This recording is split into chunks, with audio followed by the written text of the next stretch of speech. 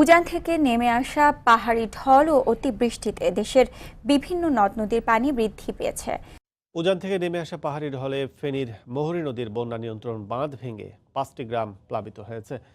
টানা বৃষ্টি আর উজান থেকে নেমে আসা পাহাড়ি ঢলে আকস্মিক বন্যার কবলে পড়েছে। বৃষ্টি আর উজান থেকে নেমে আসা পাহাড়ি ঢলে তিস্তা নদীর পানি বেড়ে বিপদসীমার 5 সেন্টিমিটার উপর দিয়ে প্রবাহিত হচ্ছে। এতে দ্বিতীয় দফায় বন্যার কবলে পড়েছে লালমনিরহাটের মানুষ। উজান উজান উজান, ভারত থেকে পানি আসছে বলা যাবে না, উজান বলতে হবে। চলেন এবার যাই হচ্ছে গরু পাচারকারীতে। বাংলাদেশ আর ভারতের সীমান্তে বাংলাদেশি নাগরিককে বিএসএফ গুলি করে হত্যায় কখনো গরু পাচারকারী ছাড়া আর কোনো সমস্যা হয় না। গরু পাচারকারীকেই বিএসএফরা গুলি করে হত্যা করে। বাংলাদেশ ভারত সীমান্তে নারী পাচার হয় না, শিশু পাচার হয় না, মাদক পাচার হয় না, অস্ত্র পাচার হয় না, জাল টাকার পাচার হয় না, কোনো ধরনের সমস্যা নেই। শুধুমাত্র গরু, এই গরু আর গরু পাচারকারী এদেরকেই বিএসএফ গুলি করে। কারণ যেহেতু ইন্ডিয়াতে গরু বিষয়ে একটা ধর্মীয় কারণে স্পর্শকাতর বিষয় আছে, এই জিনিসটাকে হাইলাইট করা হয় যাতে ইন্ডিয়ার সাধারণ নাগরিকরা বুঝে বিএসএফ তো ঠিকই করতেছে।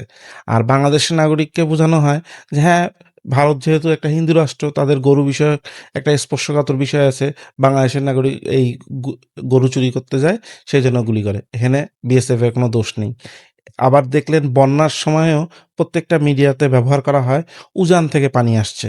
কখনো উজান শব্দ বাদে অন্য কিছু শব্দ ব্যবহার করা হয় না। কারণ কেন?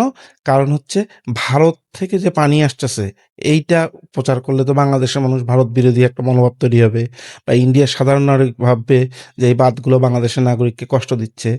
এই দুই দেশের নাগরিককে, বিশেষ করে বাংলাদেশের নাগরিককে বোঝানোর জন্য যে উজান থেকে পানি আসছে, এটা প্রাকৃতিক দুর্যোগ, অথচ রাতের আধারে যে ওরা গেট খুলে দেয়, আর সেই কারণে বাংলাদেশের গ্রামের পর গ্রাম, জেলার পর জেলা সাধারণ মানুষ কি দুর্বিষহ কষ্টে পড়ে, সেটা আড়াল করার উদ্দেশ্যে সব দোষ চাপায় দেয় উজান আর প্রাকৃতিক অতিবৃষ্টির কারণে।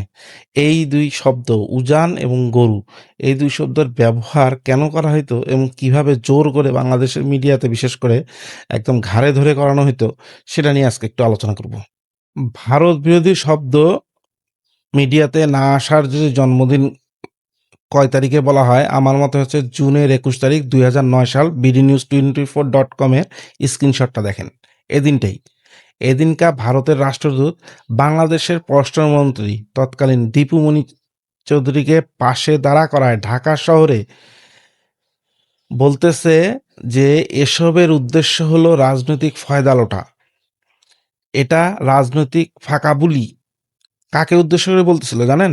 সেটা হচ্ছে সেই সময়ে বাংলাদেশের প্রধান বিরোধী দলের নেত্রী বেগম খালেদা জিয়াকে উদ্দেশ্য করে। ভাবেন যে অন্য দেশের একটা রাষ্ট্রদূত আমাদের দেশের পররাষ্ট্রমন্ত্রীকে দাঁড়া করায়, আমাদের দেশের মধ্যে দাঁড়ায় আমাদের দেশের প্রধান বিরোধী দলকে, এর নেত্রীকে এইভাবে অপমান করে কথা বলতেছে। এটা কি ভারতে হইলে সম্ভব হইতো? কখনোই না। এটা অন্য কোনো দেশে হলে সম্ভব হইতো? সম্ভব হইতো না। কিন্তু এটা করা হয়েছে। এটা কেন করা হয়েছে জানেন? টিপাইমুখী বাঁধের প্রকল্প শুরু করে হচ্ছে ভারত, সেটার বিরুদ্ধে খালেদা জিয়া অবস্থান নিয়েছিল এবং ঢাকাতে একটি সমাবেশে বক্তব্য দিয়েছিল, এবং বিএনপির একটা মিছিল বাংলাদেশে ভারতের এম্বাসিতে প্রতিবাদ লিপি জমা দেওয়ার জন্য যাচ্ছিল, সেখানে পুলিশ লাঠিচার্জ করে। পুলিশ লাঠিচার্জ করার কারণে তারপরে যেই ঘটনাগুলো ঘটতেছিল, বিএনপি আন্দোলনে ডাক দিচ্ছিল, সেইটা বন্ধ করার জন্য বাংলাদেশের রাষ্ট্রদূত বাংলাদেশের মাটিতে দাঁড়ায় ঢাকা শহরে শাসাচ্ছে হচ্ছে আমাদের প্রধান বিরোধী দলকে, এবং আমাদের পাশে পররাষ্ট্রমন্ত্রী দীপুমণি দাঁড়ায় আছে। সেদিন থেকে যে শুরু, এই টিপাইমুখী বাদ দিয়ে যে শুরু, এরপরে থেকে মানে বাংলাদেশের মিডিয়াতে ধীরে ধীরে ধীরে এমনভাবে একটা অবস্থা তৈরি করা হলো, যে অবস্থার কারণে যে কোনো সাংবাদিক বা কোনো চ্যানেল, টেলিভিশন চ্যানেল বা কোনো প্রিন্ট মিডিয়া সরাসরি ভারতের বিরুদ্ধে লিখতে ভয় পাইত। শব্দগুলো চেঞ্জ হয়ে গেল। যখন চরম বন্যা হয় বাংলাদেশে, এই বন্যার সময় তখন মিডিয়াতে আসে হচ্ছে উজান থেকে পানি আসতেছে, অতিবৃষ্টির কারণে পানি আসতেছে। বলা হয় না যে রাতের আধারে ভারত বাঁধ খুলে দিছে। এই শব্দ ব্যবহার করা যাবে না। এই শব্দ ব্যবহার করলে কি হবে? সাংবাদিকের চাকরি চলে যাবে। এই শব্দ ব্যবহার করলে কি হবে? চ্যানেলে বিজ্ঞাপন কমায় দেওয়া হবে। এই শব্দ ব্যবহার করলে কি হবে? চ্যানেলের মালিকের নামে মামলা হবে। এই ধরনের ঘটনা অনেক ঘটছে। এমনকি ফেসবুকে সামান্য লেখার কারণেও এই দেশের ২-৪টা মার্ডার হইছে এবং কিভাবে হইছে সেটা সবাই জানে। সেটা হচ্ছে ভারতের বিরুদ্ধে লিখছে সেই কারণে। এটা যে কিভাবে ট্যাকেল দেওয়া হয় সেটা হচ্ছে সীমান্তে ভারত যেহেতু হিন্দু সংখ্যাগরিষ্ঠ দেশ, ভারতের মানুষকে বোঝানোর জন্য এবং বাংলাদেশের মানুষের মধ্যে বোঝানোর জন্য যে সীমান্তে সব গরু চোর। সীমান্তে যত হত্যা হয় সব গরু পাচারকারী। যেহেতু ভারতে হিন্দুর সংখ্যা বেশি, তাদের একটা ধর্মীয় বিষয় আছে, গরু বিষয়ে স্পর্শকাতর বিষয় আছে, সেটাকে হাইলাইট করা হয়তো যে সব গরু পাচারকারী। গরু পাচারকারী ট্যাগ দেওয়া হয়তো। অথচ সীমান্তে কি নারী পাচার হয় না? বাংলাদেশ ভারত সীমান্তে? সীমান্তে কি শিশু পাচার হয় না? সীমান্তে কি অস্ত্র পাচার হয় না?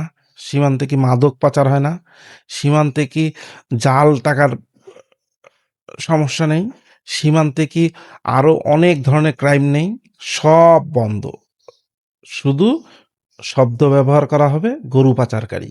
সীমান্তে যেই কারণেই বিএসএফ বাংলাদেশের নাগরিককে হত্যা করুক, সেটা যে কারণেই হোক, যে বিষয়ে হোক, ব্যবহার করা হয়তো বাংলাদেশের সকল মিডিয়াতে, সেটা হচ্ছে গরু পাচারকারী। এটার পক্ষে আবার সাফাই গাইতো বাংলাদেশের পররাষ্ট্রমন্ত্রী দীপু মনি এবং পরবর্তীতে যারা ছিল একদম আব্দুল মোমেন পর্যন্ত, তারা সবাই ব্যবহার করত হচ্ছে গরু পাচারকারী। কিভাবে নিয়ন্ত্রণ করা হয়তো তার কিছু রেফারেন্স দেই আপনাদেরকে।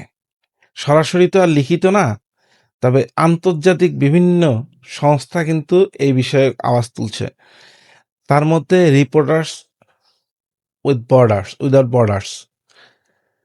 রিপোর্টার্স উইথ দ্য বর্ডার্স বলতেছে কি জানেন? সেটা বলতে হচ্ছে ক্ষমতাসীন দল এবং সরকারের নীতি সরাসরি প্রয়োগ না হলেও নেতিবাচক কোনো রিপোর্ট করা যাবে না ভারতের বিরুদ্ধে। ঠিক আছে? যেমন মনে করেন সীমান্ত হত্যা। সীমান্তে বিএসএফ যে গুলি করতো বাংলাদেশের নাগরিকদেরকে, সেটাকে মানে কি চাপ দিয়ে করা হয়তো কি চোরা কারবারি, না হলে হচ্ছে গরু পাচারকারী, এই শব্দগুলো ব্যবহার হতো। ট্রানজিট নিয়ে কোনো নেগেটিভ শব্দ লেখা যাবে না। তারপরে তিস্তার পানি বন্যা, তিস্তার বিষয়ে সেটা হচ্ছে ব্যবহার করা হয়তো কি, সেটা হচ্ছে উজান থেকে পানি আসতেছে, উজান বিষয়ে ব্যবহার করা হয়তো। তারপরে হচ্ছে আপনারা দেখেন কিভাবে নিয়ন্ত্রণ করা হয়তো, সেটা হচ্ছে আপনারা খুব ভালোভাবে পাবেন হচ্ছে ওয়ার্ল্ড প্রেস ফ্রিডম ইন্ডেক্সের রিপোর্টে পাবেন। আরএসএফ এই রিপোর্টটা করছে একদম ডিটেলস। এখানে পাবেন হিউম্যান রাইটস ওয়াচ, ওরাও একটা বিশাল রিপোর্ট আছে ওই সময়ে। তবে committee to protect journalist CPJ, তারাও কিন্তু এই বিষয়ে রিপোর্ট করছে যে কিভাবে সাংবাদিকদের উপর নির্যাতন চালানো হইতো ভারত বিরোধী কোনো শব্দ ব্যবহার করলে। এমন কোনো শব্দ যে শব্দ ব্যবহার করলে ভারতের বিরুদ্ধে কোনো জনমত তৈরি হইতে পারে। এইভাবে মিডিয়াকে শাসন করতে করতে করতে করতে এমন অবস্থা হয়েছে যে আমি অনেকগুলো স্লাইড ভিডিও দেখাইলাম, এগুলো কিন্তু বর্তমান ইউনূস সরকার আমলে। কিন্তু সাংবাদিকরা তো আছেই দীর্ঘদিন থেকে এইখানে, তারা এমন অভ্যস্ত হয়ে গেছে, মেন্টালি এমন সিক হয়ে গেছে যে এখনো তারা নিউজ করে হচ্ছে উজান, এখনো তারা নিউজ করে হচ্ছে সীমান্তে হত্যা হচ্ছে গরু পাচারকারী। মানে মাইন্ডসেটটাই এই ১৫-১৬ বছরে কিভাবে চেঞ্জ হয়ে গেছে যে বাংলাদেশের সাংবাদিকরা এখনো এই শব্দগুলোর ব্যবহার করে। অথচ হওয়া উচিত ছিল যে বাংলাদেশকে না জানিয়ে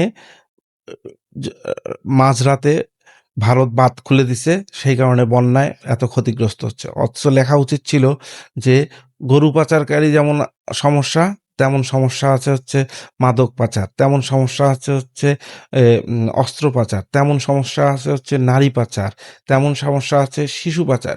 এইগুলো বিষয় নিয়েও কিন্তু সীমান্তে অনেক সমস্যা হয়, সেগুলো এখন পর্যন্ত লেখা হয় না। এমনকি এই ইউনূস সরকারের আমলেও এতগুলো সীমান্ত হত্যা হয়েছে, মিডিয়া চেপে গেছে। মানে এমন অভ্যস্ততা, এমন মাইন্ডসেট এদের হয়ে গেছে, ভারতের বিরুদ্ধে এদের মানে কলম চলে না। এটা হচ্ছে বাস্তবতা।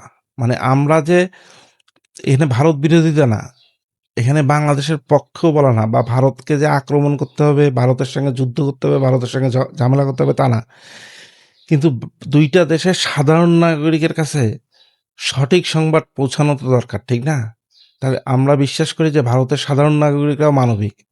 বাংলাদেশের যেভাবে সীমান্তে মানুষকে হত্যা করা হয়, যেভাবে বন্যার কারণে বাংলাদেশের লক্ষ লক্ষ মানুষ ক্ষতিগ্রস্ত হয়, লক্ষ লক্ষ শিশু অকালে জীবন হারায় এই বন্যার বিভিন্ন রোগ টোগ হওয়ার কারণে, এগুলো তো ভারতের মানবিক মানুষগুলো কানেও পৌঁছানো দরকার। তাহলে তো তারা তাদের সরকারের কাছে প্রশ্ন করবে।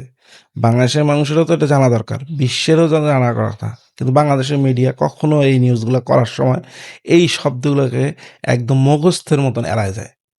এটা হচ্ছে দাসত্ব।